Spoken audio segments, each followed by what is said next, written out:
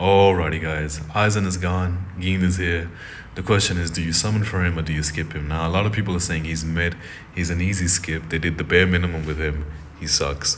I don't know what these people are saying. I don't agree with that at all. I think he's a really good character because I've seen characters, right, that do 10 different things and they're a master at none of those things. So, effectively making that character pretty much useless going forward. Whereas this guy is a pure DPS. His job is damage dealing, and he does that and nothing else. And I love that, especially if you like pay to win. And I know you guys do like 6 out of 6 every character that drops, right? This guy right here, honest to God, is gonna be the first character where I'm like 6 out of 6 him, 6 out of 6 Aizen. My God, man! If that put these two together and see the kind of magic these guys are gonna do, this guy is insane at 6 out of 6. So if you're talking pure DPS, he's amazing. I think he's really, really good. Pay to win, I think he's ideal for you. I can't tell you no, man. This is one of those characters where I'm like, go for it.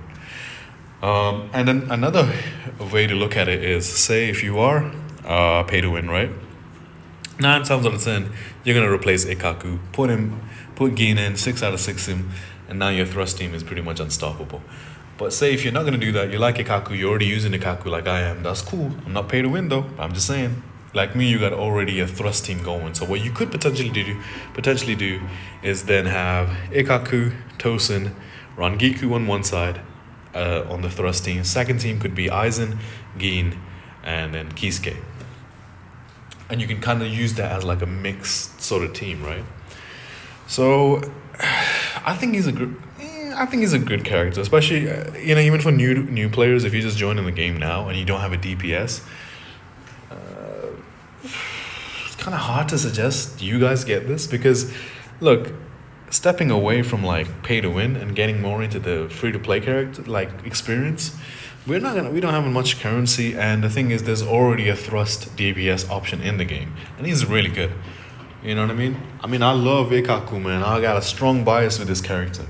But what it is he's already in the game and he does really, really well. So why would you want to force, their thrust team where you can eventually get Ikaku and use him? Otherwise, if you do have Gin, then you won't be using Ikaku, It's going to be kind of a waste for you and your resources. So in that sense, I would then skip if I was you.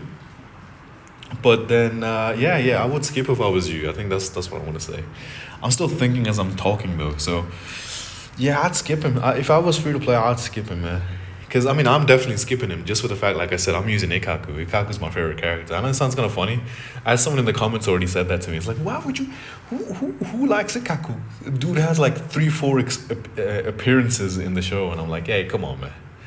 This guy went to the world of the living and he's the only one that secured a baddie, man. Name me one other Soul Reaper that did that. I don't think no one else did that. If they did do that, man, Ikaku did it first, man.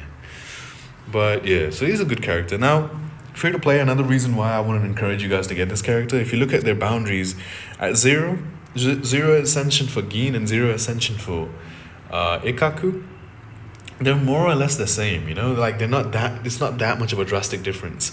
You look at their ultimates, now that's level 9, I will admit it, but then you go to where is it, Gin? You go to Gin, he's not that much of a drastic difference, man. Like, he's strong, he's really strong, don't get me wrong, but it's not that drastic. So really, if you are free to play and you're gonna keep both of these guys at boundary, no ascension, Ikaku's the safe bet. Ikaku's by far the better option here, especially if you're free to play. So that's how I look at it. Look, so my suggestion then is, if you're free to play, yeah, I would skip him, but not for the reason everyone else is saying. Like, he's bad. He's not a bad character. He's actually really good. But I'd skip him because it's just kind of a waste of resources because you already have a DPS option. That's still quite relevant right now anyway. Maybe down the line, like a couple months from now, maybe you're going to struggle with him. But I'm not struggling with him at all. You know what I mean? So if I'm not, that's why I can suggest to you that because Thrust already has a DPS, for you then it's an easy skip. If you're pay to win though, go for it. I think he's a good option. I think he's a really good option. So a lot of people that are hating on him, I don't think they understand how good he actually is in terms of what his roles are, especially with Ascensions. Like, my God, look at this. You kidding me? 6 out of 6? Boy, he's going to nuke everything. So then, before I finish this off, how do you? Should I make it on? Nah, I think I'll leave it at this. I was gonna like also explain how to build him, because I saw a lot of people like doing some weird, goofy builds for this guy, and I was like, that don't look right, man.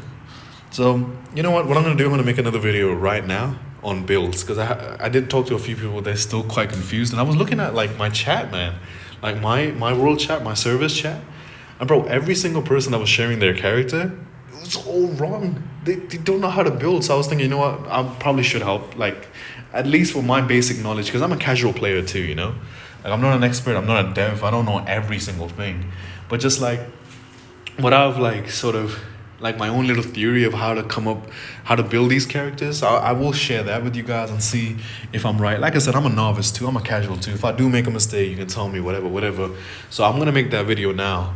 See how that goes. But yeah, I think he's a great character. I think people are kind of like underselling him. They're underrating him. He is actually quite good. Pay to win, I think it's a good option for you. If you're thinking about summoning, go for it. If you're free to play, for just those two reasons. One, wasted resources. You have Ikaku. Eventually, you're gonna get Ikaku if you don't have him already. It's gonna be a waste, because if you do have him, you're not gonna be using Ikaku, because he is better than Ikaku even with 0 ascensions. And the second thing is, what was I saying? What was the second thing? There was something else. I don't remember. I just leave it at that. Free to play, skip, pay to win, get him.